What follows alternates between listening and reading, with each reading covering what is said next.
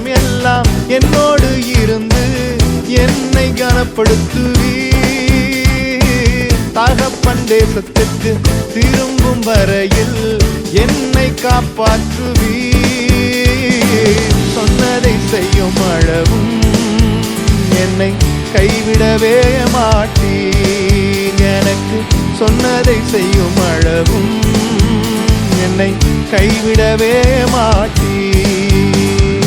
ஏல் பெத்தேல், இது வானத்தின் வாசல்.